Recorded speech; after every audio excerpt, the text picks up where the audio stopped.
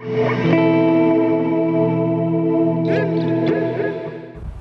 welcome to Livingston Studios. Come take a look. Control room.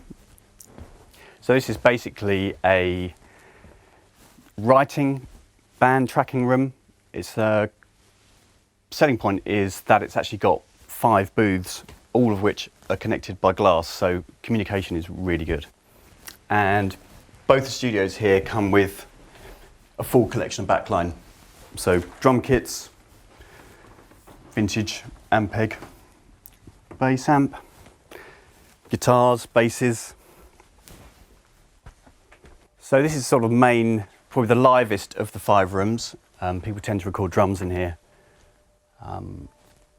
Upright KY piano, quite bright, quite poppy.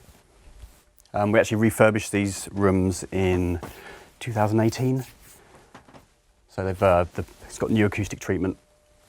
The guitar pedal collection. So people from either studio can basically sort of just come out and help themselves.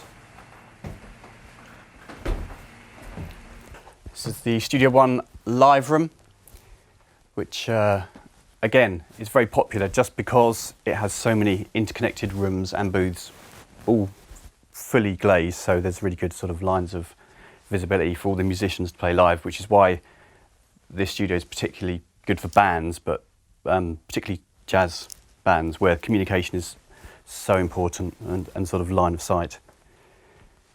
Our rebuilt 1940s Steinway piano, which we brought in from New York, so it's a New York model, and we had it refurbished by Steinway.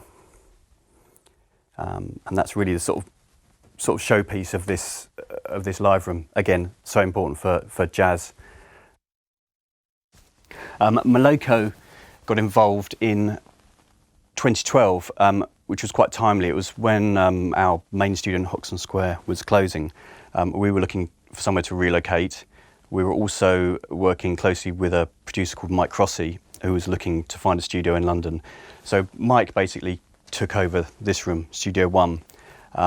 It was completely rewired, new console.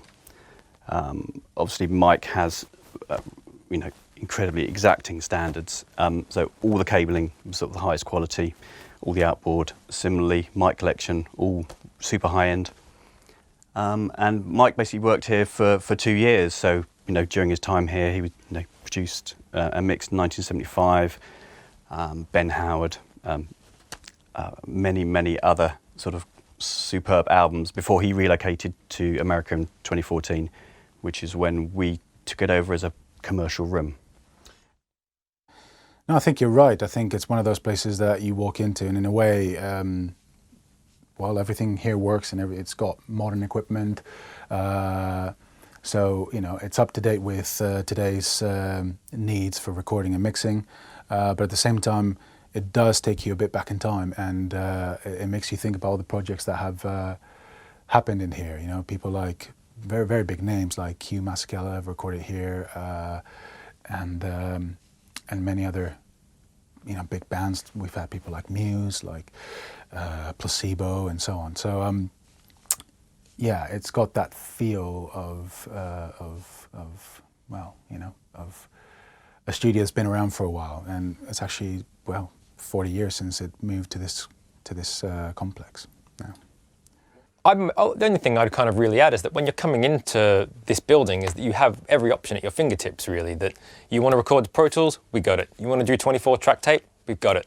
You want to print your mixes to 2-track tape machine, we've got it. There's no compromise here. That it really is one of the most flexible tracking studios in this part of town. That you want to do it, we can do it. They've really, really thought about it in the design of this building, and it comes across because when you're making a record, you don't want to have to think, oh, am I able to do something?